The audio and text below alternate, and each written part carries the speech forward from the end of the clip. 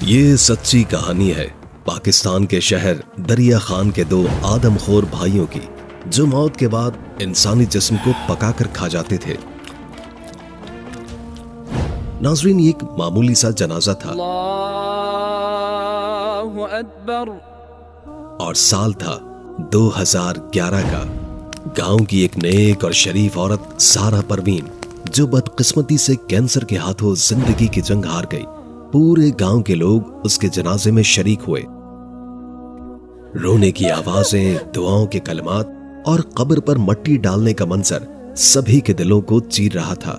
سارہ کے بھائی اعجاز نے قبر پر پھول رکھے اور دل ہی دل میں دعا کی، اللہ میری بہن کو سکون دے۔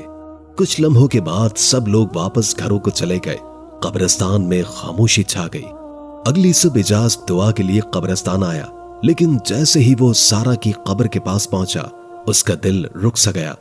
قبر کی مٹی اکھڑی ہوئی تھی، زمین پر ناخنوں کے نشان تھے، جیسے کسی نے رات بھر زور لگا کر قبر کھود ڈالی ہو۔ اعجاز کے ہاتھ کانپنے لگے۔ اس نے فوراً مٹی ہٹائی، لیکن قبر خالی تھی۔ سارہ کی لاش غائب ہو چکی تھی۔ اس نے چیخ کر پورے گاؤں کو ہلا کر رکھ دیا۔ گاؤں والے جمع ہو گئے، کچھ کہنے لگے، یہ کالا جادو ہے۔ کچھ نے کہا، نہیں، یہ قبر کے چوروں کا کام ہے۔ لیکن کوئی نہیں جانتا تھا کہ اصل حقیقت ان کے قریب ہی چھپی ہوئی ہے۔ اسی دوران قبرستان کا پرانا نگہبان، جو برسوں سے وہاں قبروں کی رکھوالی کرتا ہوا آیا تھا، کانپتی ہوئی آواز میں ایک خوفناک راز بتانے لگا۔ اس نے کہا، میں نے کئی راتوں کو نیم کے درخت کے اوپر دو بھائیوں کو بیٹھے ہوئے دیکھا ہے۔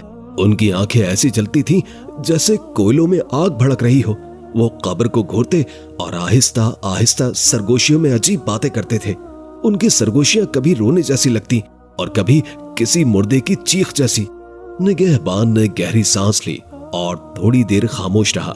اس کے بعد کپ کپاتی ہوئی آواز میں بولا، جب میں ہمت کر کے قریب گیا تو اچانک ہوا کا ایک جھونکا آیا اور وہ دونوں میری آنکھوں کے سامنے سائے کی طرح غائب ہو گئے۔ لیکن اس لمحے مجھے لگا کوئی میرے کندھے پر ہاتھ رکھ کر سانس لے رہا ہے۔ جب یہ خبر پولیس تک پہنچی تو پورے ہی ضلع میں ہلچل مچ گئی۔ کئی دنوں سے لوگ قبرستان کی کہانیاں سنا رہے تھے، لیکن کوئی بھی یقین نہیں کرتا تھا۔ اب جب لاش غائب ہوئی تو سب کے دلوں میں دہشت بھر گئی۔ انسپیکٹر بھٹی اور ان کی ٹیم گاؤں پہنچی۔ وہ سیدھے قبرستان میں گئے، مٹی اور نشان دیکھے۔ اس کے بعد گاؤں کے بوڑھے نگہبان کو بلوایا۔ بوڑھا لرزتی آواز میں بولا، صاحب، میں نے کئی راتوں کو دو بھائیوں کو نیم کے درخت کے پاس بیٹھے ہوئے دیکھا ہے۔ ان کی آنکھیں جلتے ہوئے کوئلوں کی طرح لگتی تھیں۔ جب میں قریب گیا تو وہ سائے کی طرح غائب ہو گئے۔ انسپیکٹر نے سخت لہجے میں کہا، یہ وہم نہیں ہو سکتا، یہ سب کچھ حقیقت ہے۔ چند دن کی تفتیش کے بعد پولیس کو گاؤں کے کونے میں ایک ٹوٹا پھوٹا مکان ملا۔ مکان کی کھڑکیاں ٹوٹی ہوئی تھی، دیواروں پر کالے دھبے اور دروازے پر سیاہ پردے لٹک رہے تھے۔ دروازے کو دھکا دے کر کھولا گیا۔ اندر داخل ہوتے ہی ایک ایسی بدبو نے سب کو گھیر لیا جیسے سڑتے ہوئے گوشت کا ڈھیر رکھا ہوا ہو۔ فرش پر خون کے پرانے دھبے، زنگ آلود چھریاں اور ایک بورا ہل رہا تھا۔ انسپیکٹر بھٹی نے جیسے ہی بورا کھولا، اندر انسانی جسم کے ٹکڑے موجود تھے، گوشت کے لوتھڑے، ہڈیاں اور کھال۔ کمرے کی دیوار پر کیلوں میں ٹانگے اور بازو لٹک رہے تھے۔ کونے میں ایک بھائی بیٹھا مسکرا رہا تھا۔ اس کی آنکھیں لال ہو رہی تھی اور وہ بار بار ہنس رہا تھا۔ ہمیں کھانا پڑتا ہے ورنہ وہ ہمیں مار ڈالے گا۔ پولیس نے کچن دیکھا۔ ایک دیگچی چولہے پر رکھی تھی، اندر شوربہ ابل رہا تھا، لیکن وہ شوربہ عام شوربہ نہیں تھا، وہ انسانی گوشت سے بنا ہوا تھا۔ دیواروں پر ایک ہڈی سے بنی ہوئی لکڑی کی چمچ لٹک رہی تھی۔ انسپیکٹر نے قیر روکنے کی کوشش کی، لیکن پولیس کے کچھ اہلکار باہر بھاگ کر الٹیاں کرنے لگے۔ بھائیوں نے اقرار کیا، ہم کئی سال سے مردہ جسم کھا رہے ہیں، اگر ہم نہ کھائیں تو بیمار پڑ جاتے ہیں، ہمیں درد اٹھتا ہے، ہم مجبور ہیں۔ مزید تفتیش کرنے پر پتہ چلا کہ ان بھائیوں کا تعلق پہلے عام کسان گھرانے سے تھا، لیکن غربت اور بیماری نے ان کو تانترک کے پاس پہنچا دیا۔ وہ تانترک اسلام آباد کے ایک پرانے ویران مکان میں رہتا تھا۔ اس نے ان سے کہا، اگر تم مرے ہوئے انسانوں کا گوشت کھاؤ گے تو کبھی بھوکے نہیں مرو گے، तुम्हें ऐसी ताकत मिलेगी कि लोग तुम्हें देखकर कांपेंगे और शैतान तुम्हारे साथ होगा। शुरू में वो कब्रिस्तान से लाशें चुरा कर लाते, रात को कटाई करते और खा जाते। कब्र को जल्दी खोदो, कोई आ जाएगा। लेकिन जल्द ही वो मुर्दा गोश्त के जायके के आदी हो गए। उनके दिमाग बदल गए। वो कहते थे कि जब वो इंसानी गोश्त खाते हैं तो उनके जिस्म में एक अजीब तवानाई दौड़ती है, आंखों में रोशनी आती है और रात को अजीब ख्वाब आते हैं। जब ये सब कुछ खुला तो गांव के लोग दिन में भी खौफजदा रहने लगे। नीम के दरख्त के पास से कोई भी नहीं गुजरता था। लोग कहते थे कि वहां मुर्दा रूहें सरगोशियां करती हैं। कुछ ने दावा किया कि रात को दरख्त के नीचे एक औरत की आवाज आती है जो रोती है, मेरा जिस्म वापस दो। कुछ ने यहां तक कहा कि उन्होंने सारा परवीन का साया देखा है जो सफेद कफन में नीम के दरख्त के नीचे चल रही है और उसके कपड़ों पर खून लगा हुआ है। इंस्पेक्टर भट्टी ने जब दोबारा छापा मारा तो जो मंजर सामने आया वो एक इंतहाई भयानक ख्वाब जैसा था। दोनों भाई नीम के दरख्त के नीचे बैठे हुए थे, लेकिन उनकी हंसी आम इंसानों की हंसी नहीं थी। ये हंसी गूंजती हुई, दिलखराश और कभी कभी किसी छुपी हुई चीख की तरह बदल रही थी। उनके सामने एक छोटी सी हांडी रखी हुई थी और उसमें उबलता गोश्त ऐसे जल रहा था जैसे जिंदा हो।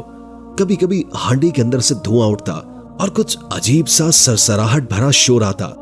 भाई जोर जोर से कह रहा था, हमें मत रोको, ये हमारी जिंदगी है, वरना वो हमें पकड़ लेगा। इंस्पेक्टर भट्टी ने फौरन गोली चला दी, लेकिन उसके साथ ही एक अजीब हवा के झोंके ने सबके बाल खड़े कर दिए। भाइयों की हंसी रुकते रुकते और ज्यादा धीमी मगर खौफनाक हो गई और उनकी आंखें ऐसे लाल हो रही थीं जैसे अंदर किसी और दुनिया की रोशनी जल रही हो। वो इंसान लगना बंद हो चुके थे। उनका साया जमीन पर बुझते और बढ़ते हुए नजर आ रहा था, जैसे वो खुद एक अलग वजूद में बदल गए हों।